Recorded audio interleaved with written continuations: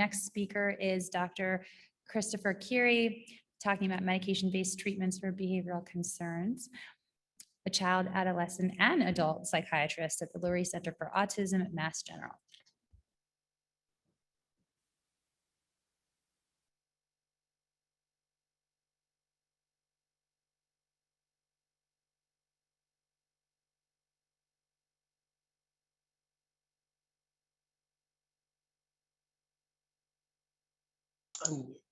Can you all hear me now? Okay, I think we got it. All right, terrific.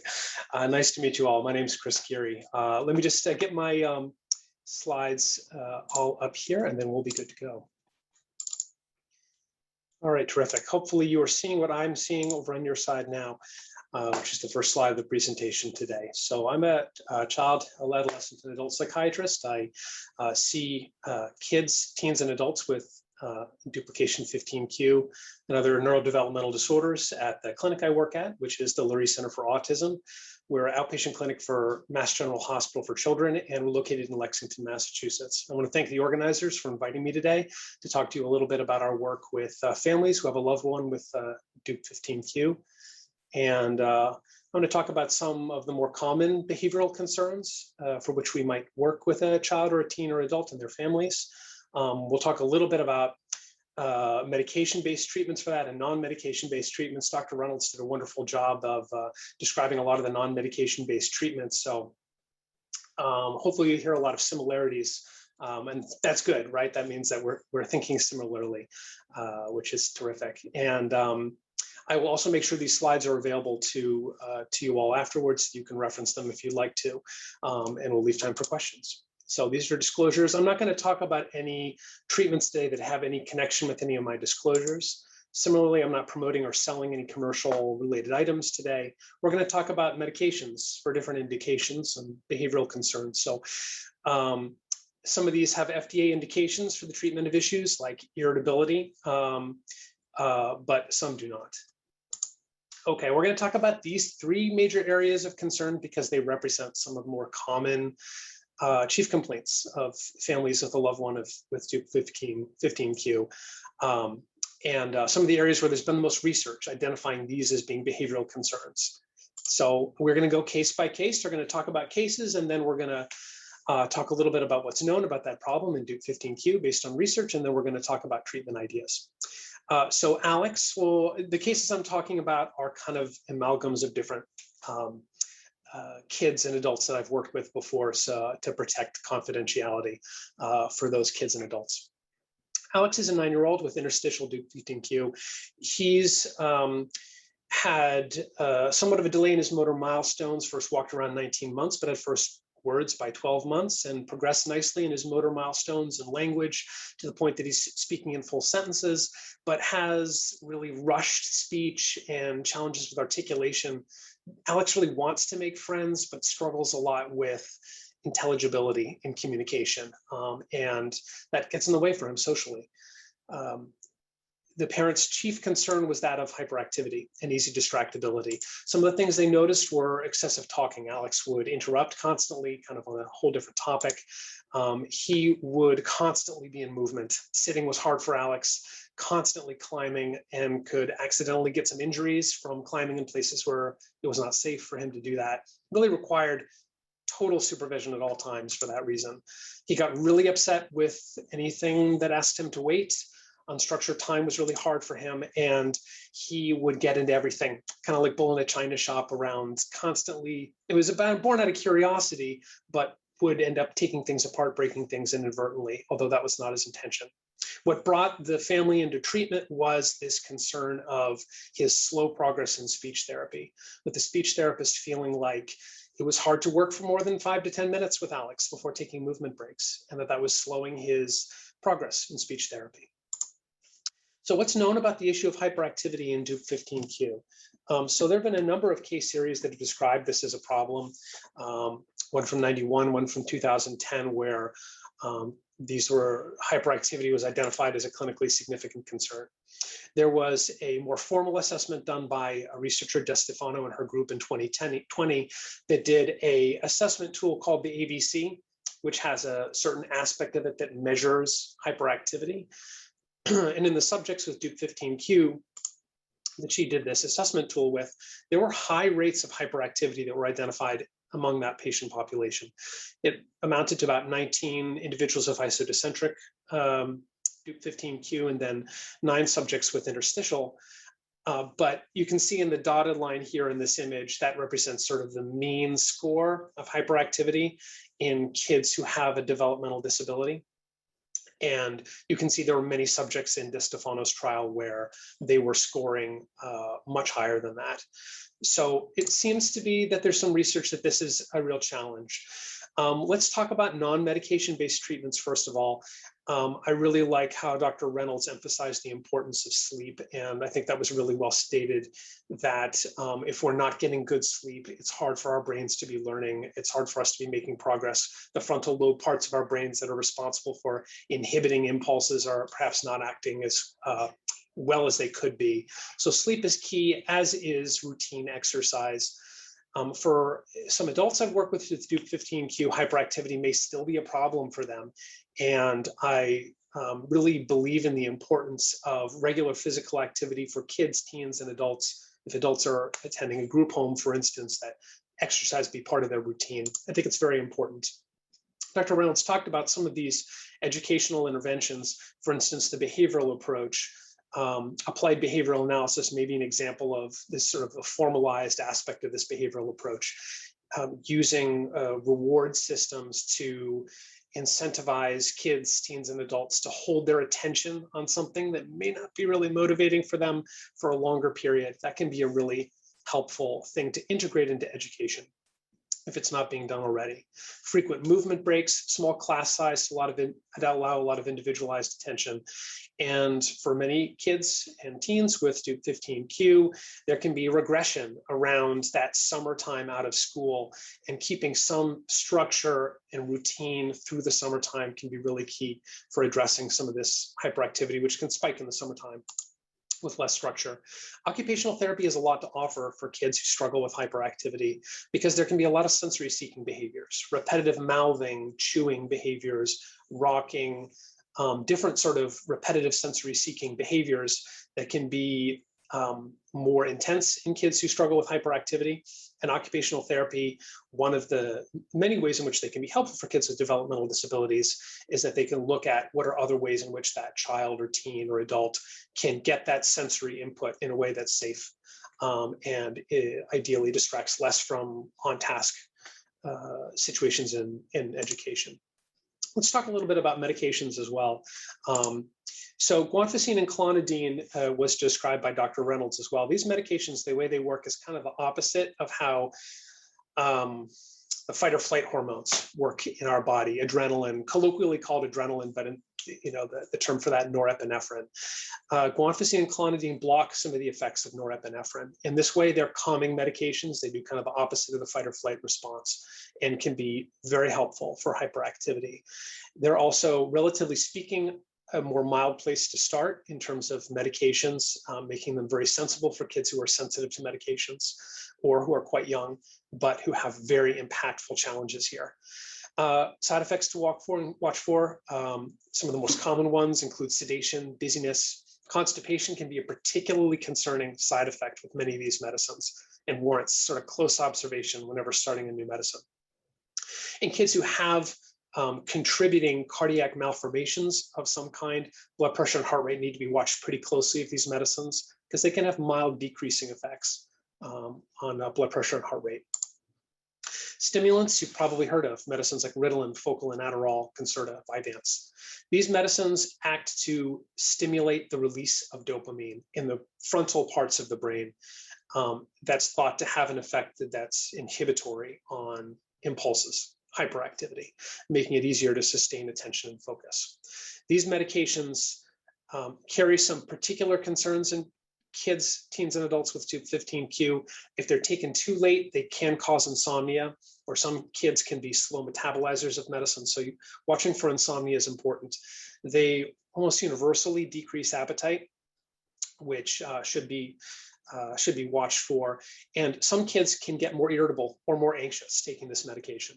So particularly in younger kids, starting at low dosages, short-acting versions of the medications, being in close contact with any prescribing clinician is very important, although these medicines can be really effective.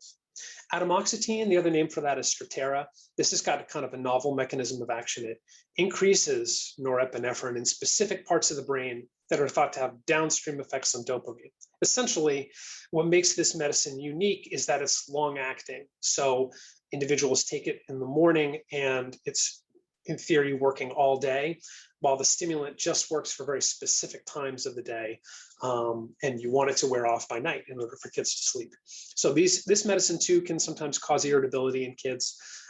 Decreased appetite or nausea is not uncommon, as well as fatigue can be seen.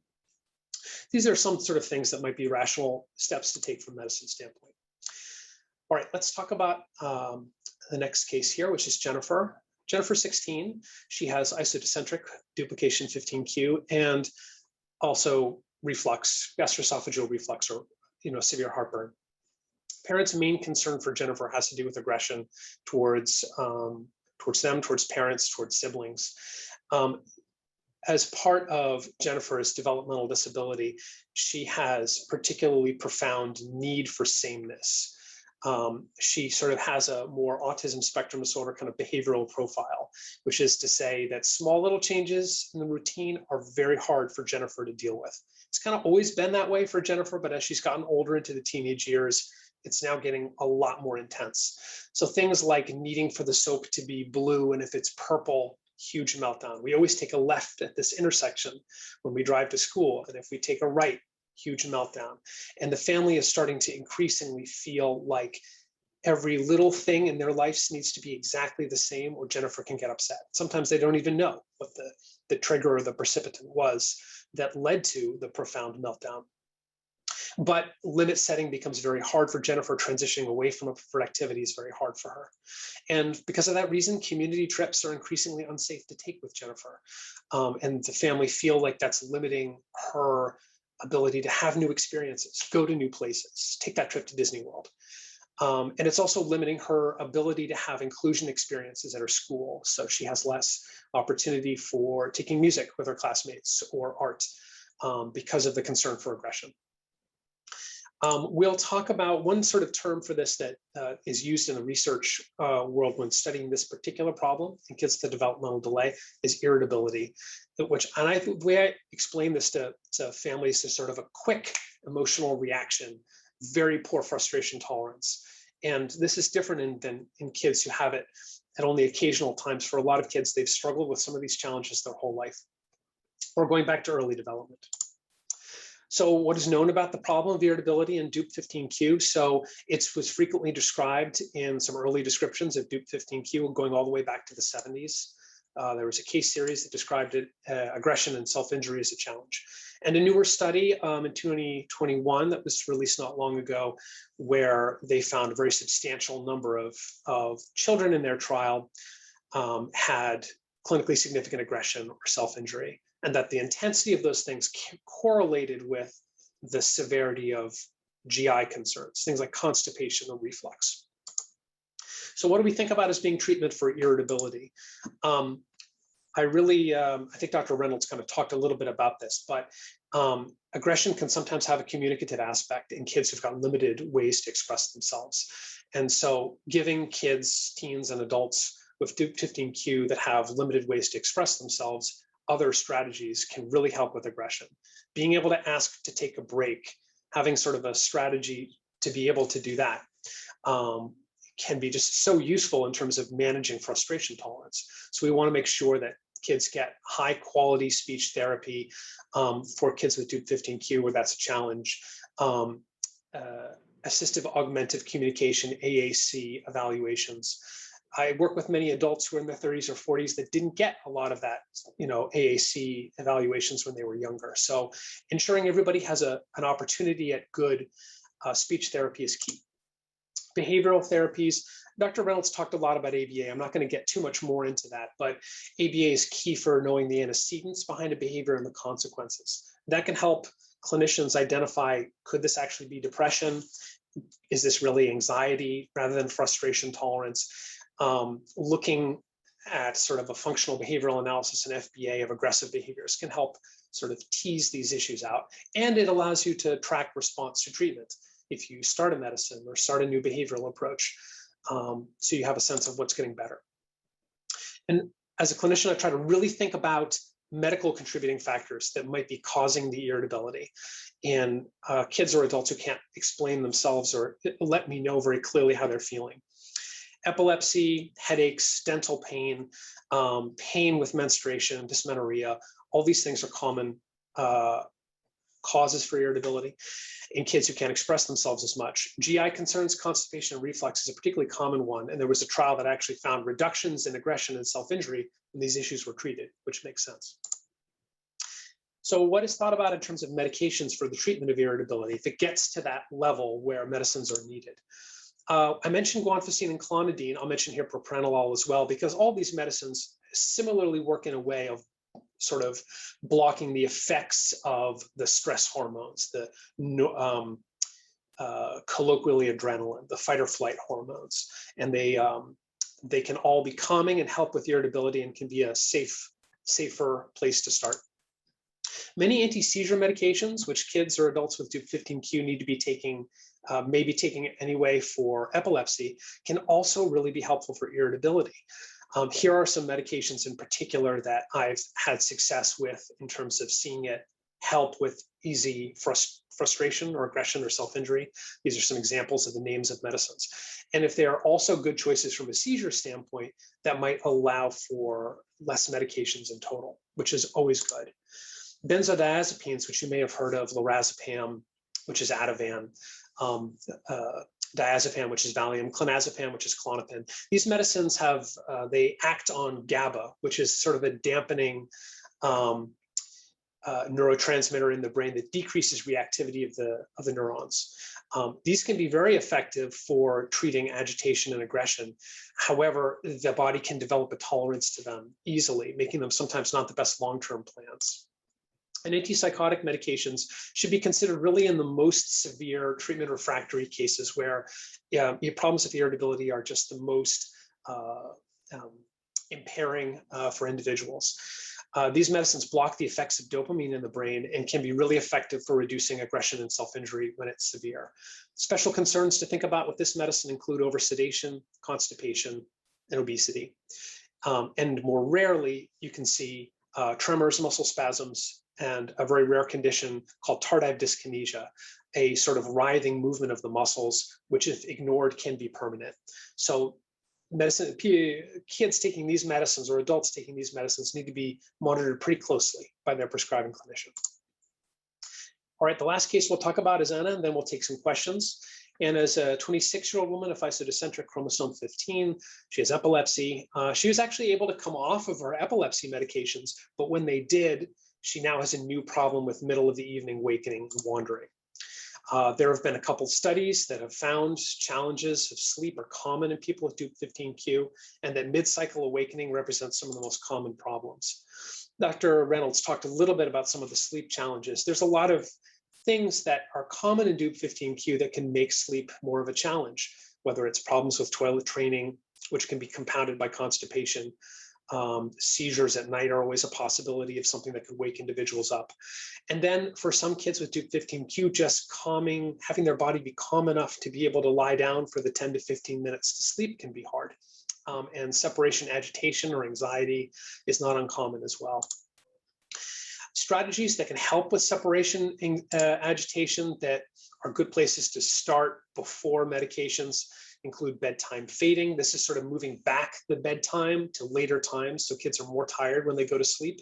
And then when you got a consistent bedtime that's successful, inching that bedtime a little bit earlier to see if you can get back to a reasonable hour. Camping out, this is buying the cot and sleeping next to the child or adult and kind of gradually moving your cot out of the room little by little. Or the excuse me drill for individuals that need to co-sleep with their loved one of Dup15q because of separation challenges, leaving for just 5 seconds and then coming back with lots of praise. You did it, way to go. And then next time you leave for 10 seconds, next time you leave for 15 seconds, and kind of extending that little by little with a big way to go at the end of it to increase kids' tolerance for being alone in their bed are some behavioral approaches. And of course, it's important to maintain good sleep hygiene, consistent routine, bedtime, and a quiet, cool, dark sleep environment. Here are some medications that can be effective as well for problems with sleep. Melatonin is always a reasonable place to start because in multiple trials in kids who have sort of a behavioral profile of autism have found it to be quite safe in short-term usage in these trials. Clonidine is a short-acting medication, but also can be very effective for sleep. Trazodone and mirtazapine are more longer-acting. These are antidepressants, and so they can also be helpful for anxiety. They have antihistamine effects that makes them really effective sleep medicines, though mirtazapine can cause a lot of weight gain. Diethylhydramine and Hydroxyzine, this is Benadryl, is similar to the active ingredient that's in things like NyQuil and can be helpful. Diethylhydramine and benzodiazepines should be used with caution in kids with DUP15Q because some kids can have a paradoxical response where they're more awake. Also, benzodiazepines should be used in caution in kids who've got sleep apnea or adults with sleep apnea, as it can be dangerous. And in very severe cases, really should be only considered in just the most severe of cases after behavior intervention has been tried. Quetiapine is an antipsychotic medication that is very sedating and I've seen it be successful in some of the most severe of cases, although weight gain is a major concern. All right, so in summary, I'll just finish by saying in the behavioral assessment of duplication 15q, clinicians should assess for challenges in areas of hyperactivity, irritability, and sleep as being some of the most common challenges. Effective treatment plans should take into account co-occurring medical conditions and comorbidities, which may be making things worse. An effective treatment plan for behavioral concerns is not just medications. It should include occupational therapy, behavioral therapy, communication strategies, all working together to develop a good treatment plan. And that future steps in this area is hopefully to understand more other psychological concerns and whether they're more common in duplication 15q. For instance, major depression, sort of the syndromic condition of severe sustained depression, or anxiety disorders. So why don't we finish up there? I've got some citations here that you all can take a look at if down the line, but I'll stop here for questions. Thank you, Dr. Carey. I think even though this is a little bit more about DUP15Q, there's a lot of things that really apply across the other disorders that are in this room as well with 8P and Ring 14. So we really appreciate that. We have a few questions for you. So what would you recommend for an 18-year-old with major aggression, nonverbal, relatively low functioning, currently taking Thorazine and has taken Risperidone? Right. So already it's gotten to the point that they are considering medications for this individual. In my evaluation, I'm making sure, so 18, in most states, they may still be in a school or school-based program, ensuring that that school-based program has good behavioral approaches and that there are, if it's a day school, ensuring that there may be behavioral approaches that are taken at home. It could be that those behavioral approaches failed because any sort of limit setting at all produces more aggression. That's not an uncommon story, but I'm making sure that that's something that's been considered and that we've also ruled out co-occurring medical conditions as being a reason why the medications have not worked until now. If medicines have not been really helpful, I'm thinking in my mind, have I missed constipation? Have I missed dental pain? Have I missed poorly controlled epilepsy? So risperidone is one of the most effective medications. Risperidone, it's antipsychotic medication. So if that's not been something that's helpful, I'm kind of wondering in my mind, did it not work or did it cause side effects? And so it was stopped for that reason. And the most common side effect with Risperidone is weight gain. So there are other medications such as ziprasidone, which is Geodon, lorazepam, which is Latuda, which carry less risk for weight gain, which might be a reasonable option to go with. Thorazine is a very sedating antipsychotic medication that's a little bit older. That medication carries a higher risk for tardive dyskinesia, which I talked about. Although in very severe cases, it can be something that's considered.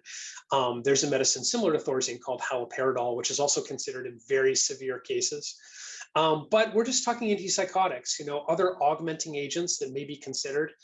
Thorazine carries a lot of risk for long-term effects. Maybe one of those anti-seizure medications that carries less weight gain risk, like topiramate, could be added instead of Thorazine, or Depakote. That may be more effective or as effective than Thorazine, but carry less of the risk for tardive dyskinesia in the long term.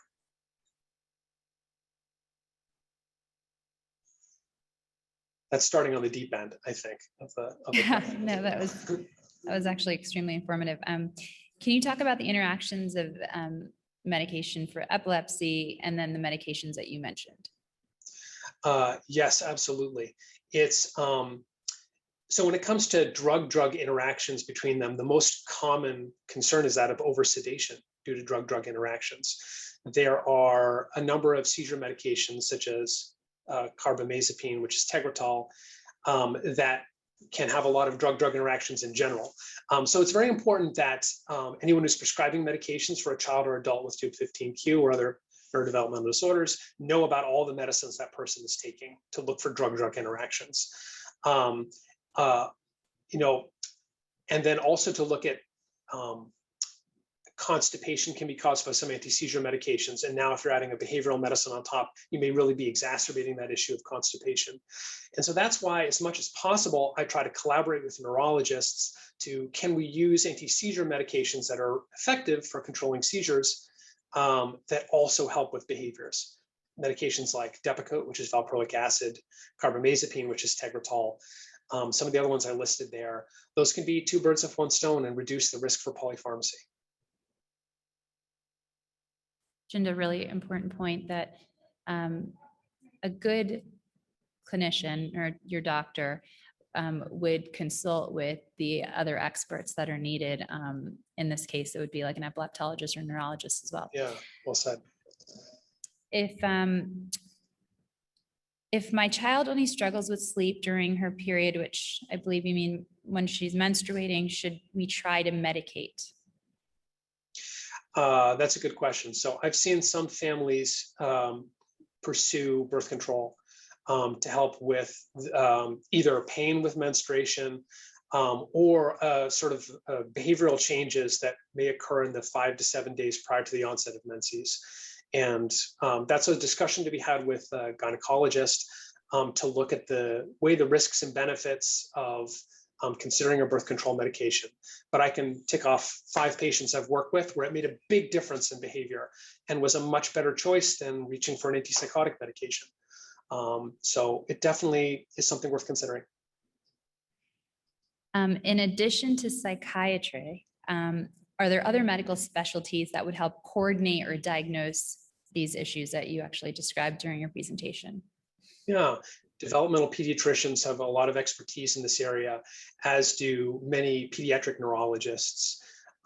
Psychologists who do neuropsychological evaluations are also able to make diagnoses of mental health conditions, in addition to like a autism spectrum disorder diagnosis. And they can be particularly savvy with piecing out what might be challenges related to autism behavioral profile versus a separate mental health condition like an anxiety disorder. Great. And then you have a lot of questions, so I might have to unfortunately get back on some of these things. I'm okay with you sending them to me and responding to some of them that way, if you want to do it that way. Okay, and they're good questions. So that would be great. We're just trying to stick to the schedule and we're a little behind, but we'll send them over to Dr. Carey. Really appreciate you getting back to us, and then we'll share that with the community here.